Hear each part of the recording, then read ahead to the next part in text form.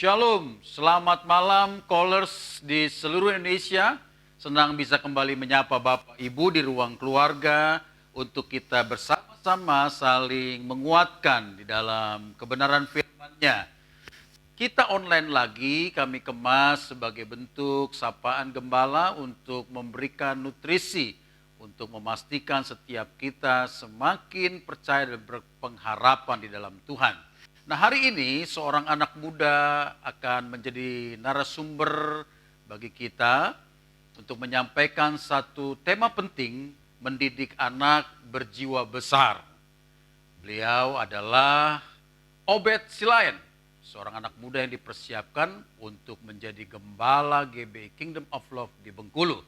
Namun sebelum dia memaparkan tentang tema ini, mari kita mendengarkan satu pujian yang akan dinyanyikan oleh Yula Natasha yang pasti akan memberkati kita. Haleluya.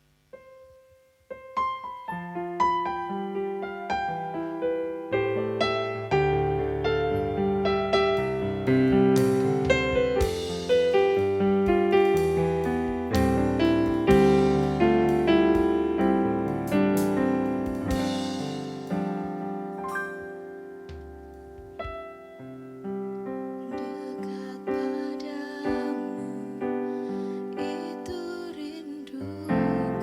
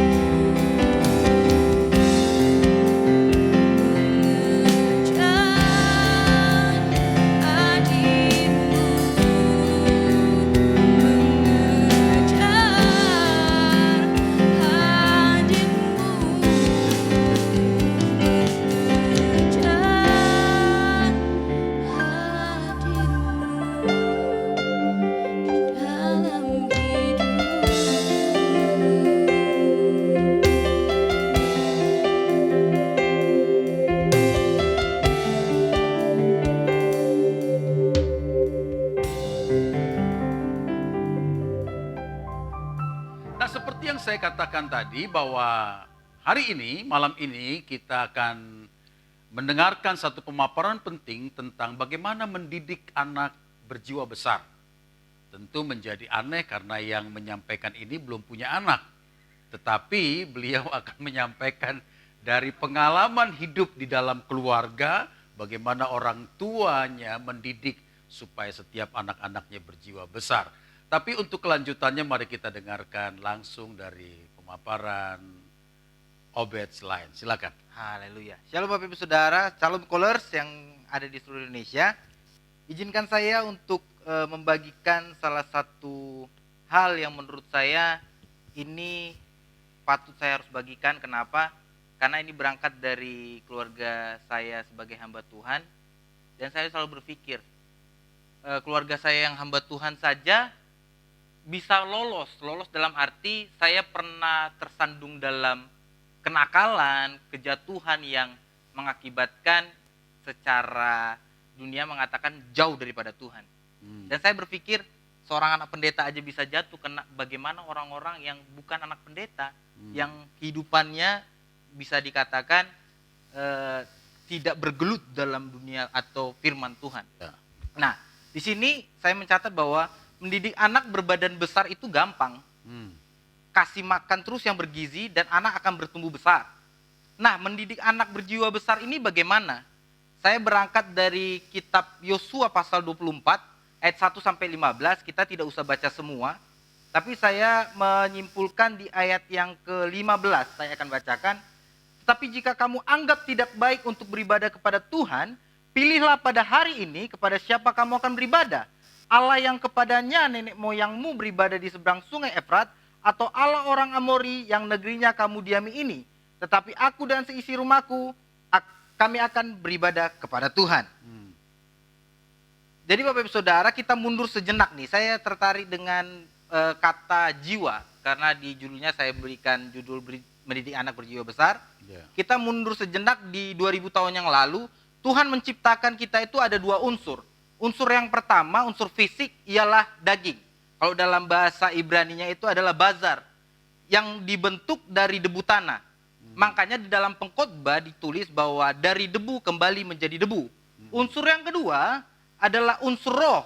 Makanya juga dia dalam kitab Perjanjian Lama di Kejadian, Allah menghembuskan nafasnya ke dalam debu tanah itu. Dalam bahasa Ibraninya disebut dengan nefesi atau nafas. Sebenarnya ini cenderung kepada roh. Nah, manusia itu diciptakan hanya dua unsur ini. Bapak Ibu Saudara, ketika Tuhan menciptakan manusia, dua unsur ini, ada tubuh dan ada roh. Nah, tidak sampai di situ, ada perkembangan-perkembangan yang terus maju, bahwa nanti setelah tahun 400 setelah Masehi, muncullah abad-abad Helenisme.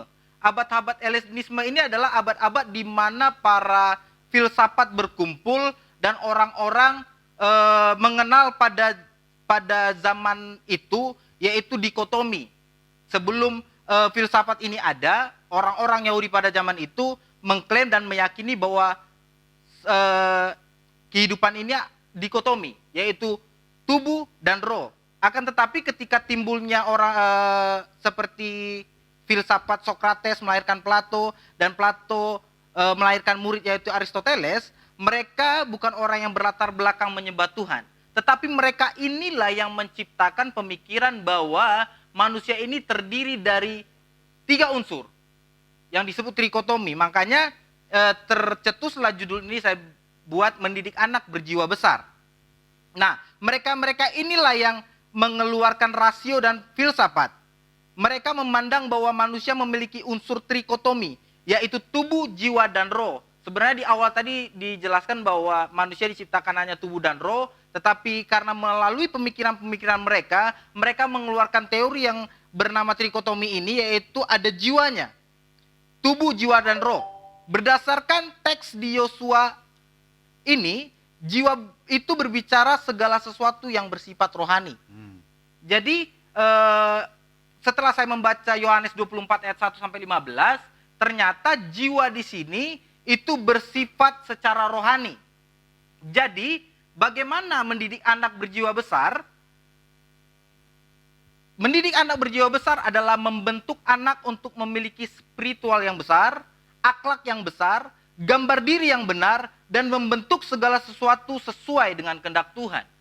Makanya kenapa saya memberikan judul ini Bapak Ibu Saudara, karena setiap hari saya hidup dalam keluarga hamba Tuhan, yang setiap hari setiap pagi itu kalau tidak 2 pagi saya langsung disiram pakai air sama almarhum papa saya. Bangun kau jam 4 subuh. Itu yang membuat saya, kenapa orang tua saya sendiri membuat saya berpikir, kenapa jadi anak hamba Tuhan begini-begini amat ya. Saya rindu juga pengen jadi anak-anak orang di luar gitu, yang bisa bebas, yang tidak terkekang dengan kebenaran firman Tuhan, yang kalau misalnya ibadah harus duduk di depan. Saya rindu untuk membangkang sedikit pada saat itu. Tetapi ketika saya mulai merenungkan di akhir-akhir ini, saya mulai menyadari bahwa ada gunanya ketika orang tua mengekang kita dalam arti memfokuskan hidup anak-anaknya kepada kebenaran firman Tuhan. Nah, di sini Bapak Ibu Saudara, seperti yang saya bilang tadi, mendidik anak berjiwa besar adalah membentuk anak untuk memiliki spiritual yang besar, akhlak yang besar, gambar diri yang benar, dan membentuk segala sesuatu sesuai dengan kehendak Tuhan. Jadi jiwa ini pun memiliki 3 unsur. Nah, seperti yang saya bilang di awal, ada kata jiwa. Jiwa ini memiliki 3 unsur kembali. Yang pertama pikiran, perasaan, dan kehendak. Makanya ketika saya baca di Yohanes 24 ayat 1 dan 15, ada ketiga unsur ini yang dilakukan oleh Yosua. Ada pikiran, ada perasaan, ada kehendak. Jadi ketika manusia mati, ini pertanyaan besar bagi kita. Jadi ketika manusia mati, jiwanya kemana? Kalau misalnya saya mengambil kisah Lazarus, Bapak Ibu Saudara, ketika Lazarus mati dan orang kaya juga ikut mati. Tapi Alkitab mencatat, orang kaya itu bilang kepada Abraham, Abraham tolong dulu Lazarus itu mencelupkan ujung jarinya ke air, supaya aku bisa minum, karena di sini sangat haus sekali. Karena di situ berbicara kehendak, Bapak Ibu Saudara. Makanya saya percaya bahwa ketika manusia mati, tubuh ada di kuburan yang sudah dikubur, roh dan jiwa ikut bersama-sama. Tidak bisa dilepaskan. Nah, bagaimana kita mendidik anak berjiwa besar supaya jiwanya ini bisa besar? Tergantung mana yang dikasih makan. Saya contohkan. Kenapa mana yang lebih besar dikasih makan? Kalau misalnya Bapak Ibu Saudara, yang 2 unsur tadi, jiwa, roh dan daging tadi, Bapak Ibu Saudara memberikan porsi makannya lebih besar kepada daging, jiwa anak Bapak Ibu Saudara dan jiwa saya ketika dididik oleh ayah saya, orang tua saya, pasti akan cenderung kepada daging. Tetapi ketika ada orang tua yang mendidik anaknya lebih kepada kerohaniannya, percayalah jiwanya akan semakin besar untuk memiliki kerohanian-kerohanian bersama dengan Tuhan. Dan hari ini Bapak Saudara, untuk kita mengerti bahwa mendidik anak berjiwa besar ini tidak gampang. Karena walaupun saya belum punya anak ya Om ya. Tapi saya yakin dan percaya ketika Bapak Ibu Saudara mendidik anak yang dalam arti memfokuskan kepada perkara-perkara rohani, kepada hal-hal firman Tuhan, saya yakin dan percaya tumbuh kembangnya akan menyerupai apa yang diajarkan, yaitu firman Tuhan. Jadi di mana jiwa? Dari ketiga unsur ini, tubuh, jiwa, dan roh, mana yang paling banyak dikasih makan, kesitulah jiwa, seperti yang saya bilang tadi. Kepada poin intinya Bapak Ibu Saudara, pada saat malam hari ini, cara mendidik anak berjiwa besar, yang pertama, itu memperbanyak porsi kerohanian. Saya akan baca di ayat yang kedua, di Yosua pasal yang 24 ini. Berkatalah Yosua kepada seluruh bangsa itu, beginilah firman Tuhan, Allah Israel. Dahulu kala di seberang sungai Efrat, disitulah diam nenek moyangmu, yakni Tera, ayah Abraham dan ayah Nahor, dan mereka beribadah kepada Allah. Bapak Ibu Saudara garis bawahi kata-kata ini. Berkatalah Yosua kepada seluruh bangsa itu, beginilah firman Tuhan. Yosua memulainya dengan kebenaran firman. Jadi ketika Yosua, Bapak Ibu Saudara, kalau saya rangkumkan sedikit, bahwa Yosua ini hidup di generasi yang tegar tengkuk. Sangat tegar tengkuk. Kenapa? Karena pendahulunya pun tidak sampai kepada tanah Kanaan. Bukan berarti Musa itu gagal? Tidak. Musa tidak gagal, cuman Musa itu tidak kuat menampung tegar tengkuknya bangsa itu pada saat itu. Makanya ketika Musa tidak kuat dan dia tidak sampai kepada tanah Kanaan, kita berandai-andai Bapak Saudara, kita kembali ke masa itu, Yosua lahir, Yosua ada di mana di generasi yang tegar tengkuk. Mungkin dalam pikirannya bertanya-tanya, Tuhan, seorang senior saya saja gagal, tidak berjumpa di tanah Kanaan. Apalagi saya yang tidak punya pengalaman yang dahsyat, yang tidak punya secara kemanusiaan, tidak punya kuasa seperti Musa, yang dapat membelah lautan, membelah batu keluar air. Siapa saya? Bayangkan Bapak Ibu Saudara, Yosua ada di posisi itu. Makanya saya mendapatkan poin begini, mendidik anak itu harus dengan firman Tuhan. Kenapa? Ini pertanyaan berikutnya, saya memberikan subtema berikutnya. Fungsi firman Tuhan itu apa sih? Di sini ada 3, saya akan cepat saja. Fungsi firman Tuhan itu yang pertama di Ulangan 6, ayat 4 sampai 9. Saya akan bacakan Ulangan pasal yang ke-6, ayat 4 sampai 9. Saya akan bacakan di ayat yang ke-6. Apa yang kuperintahkan kepadamu hari ini haruslah engkau perhatikan. Haruslah engkau mengajarkannya berulang-ulang kepada anak-anakmu dan membicarakannya apabila engkau duduk di rumahmu, apabila engkau sedang dalam perjalanan, apabila engkau berbaring dan apabila engkau bangun, haruslah juga engkau mengikatnya sebagai tanda pada tanganmu dan haruslah itu menjadi lambang di dahimu. Dan haruslah engkau menuliskannya pada tiang pintu rumahmu dan pintu gerbangmu. Di sini saya mencatat lagi Bapak Ibu Saudara, poin di atas subtema, fungsi firman Tuhan itu adalah konstitusi kehidupan. Kenapa konstitusi kehidupan? Kalau kita bicara tentang ideologi bangsa ini, bangsa Indonesia tanpa ada ideologi, pasti akan pecah. Pasti.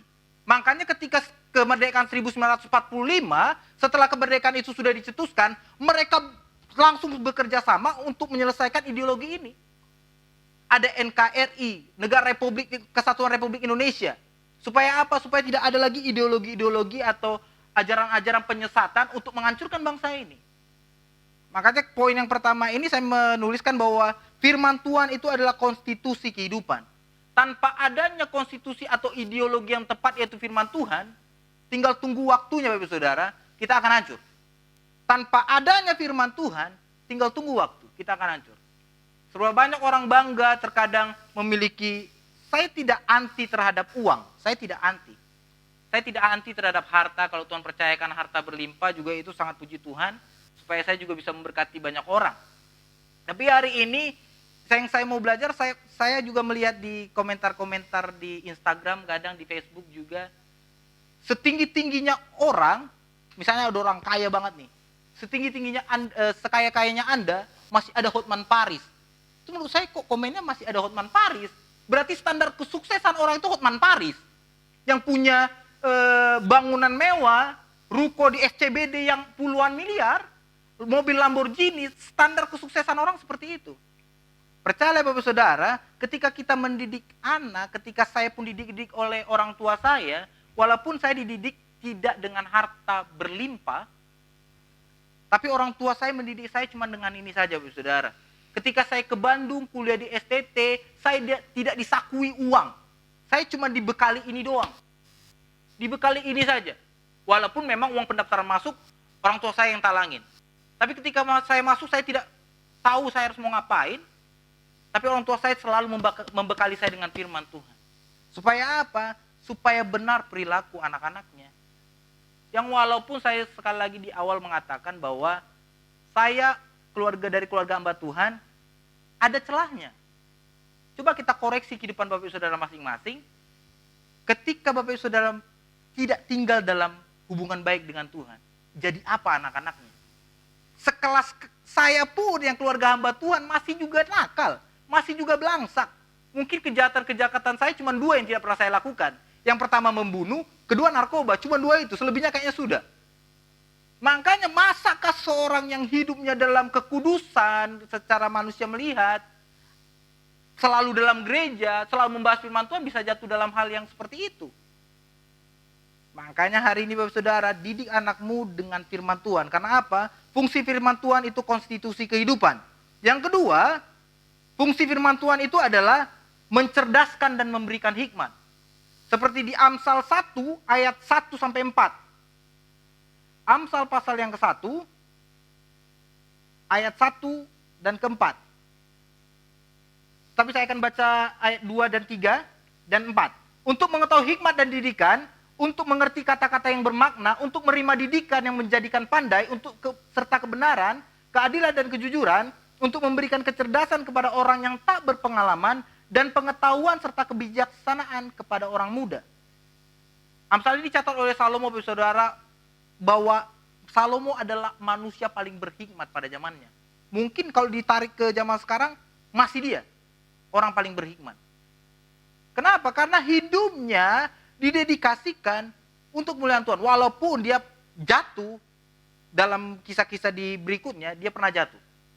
Tapi hari ini Bapak Saudara, bahwa fungsi firman Tuhan ketika Anda dan saya pun pernah dididik oleh orang tua saya, bahwa fungsi firman Tuhan itu konstitusi kehidupan, yang kedua sumber kecerdasan dan hikmat, yang ketiga itu adalah alat keselamatan.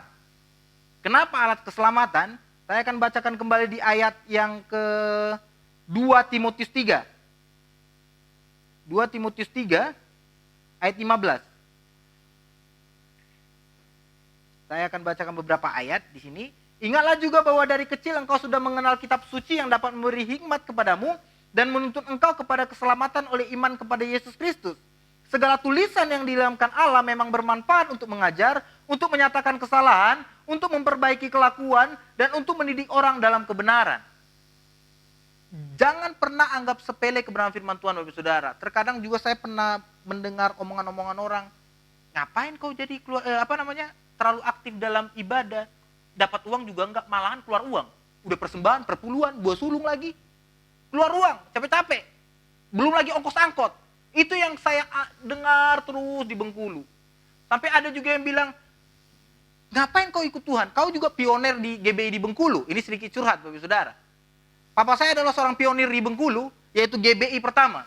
Dan banyak sekali omongan-omongan orang yang ketika papa saya sudah tidak ada, menimpa kepada saya. Masa seorang pionir tidak punya gereja, masih lompat-lompat sana sini? Berarti Tuhan tidak memberkati Anda. Tapi hari ini Bapak Saudara, saya belajar bahwa tentang mengikut Tuhan, mengerti tentang kebenaran firman Tuhan, itu bukan berbicara tentang bangunan gereja saja. Bukan cuma untuk menjangkau jiwa saja. Tetapi mengubahkan pribadi kita menjadi serupa pada Tuhan. Sehingga hari ini saya mendedikasikan hidup saya untuk melayani Tuhan. Yang awalnya memang sangat dipaksa oleh orang tua saya untuk masuk ke STT. Tapi sering berjalannya waktu, proses bersama dengan Tuhan, saya mulai menekatkan dalam diri saya mau mengikuti Tuhan dan mau melayani Tuhan. Makanya ketika poin ini saya siapkan, Bapak Ibu Saudara, saya langsung tarik lagi kepada diri saya. Apakah fungsi firman Tuhan ini itu mengubahkan hidup saya apa tidak? Tapi ketika saya menyimpulkan semuanya, saya menerima keselamatan, saya menerima hikmat, saya mendapatkan tentang ideologi bahkan konstitusi kehidupan ini hanya dari firman Tuhan saja. Jadi hari ini Bapak Saudara, biar ketiga hal ini yang saya sudah sampaikan, mendidik anak berjiwa besar harus dengan firman Tuhan. Tanpa adanya firman Tuhan, bersiaplah Bapak Ibu Saudara, anak-anak Anda tidak akan menjadi seseorang yang Tuhan pakai secara dahsyat. Begitu. Haleluya, hari ini kita mendengar pemaparan yang begitu jelas bahwa sesungguhnya anak yang berjiwa besar itu tidak bisa tidak, mereka harus terus ada pada firman Allah. Mereka dididik dalam tradisi orang Israel, mereka diperdengarkan siang dan malam supaya mereka mengerti jalan-jalan Tuhan. Karena jiwa tadi kita dengar pemaparan itu berbicara tentang kehendak, keinginan, emosi kita itu bisa terkendali dengan baik ketika kita memang bisa menyerap firman Tuhan dengan baik. Oke, saya pikir waktu kita juga terbatas, penjelasan sudah begitu jelas.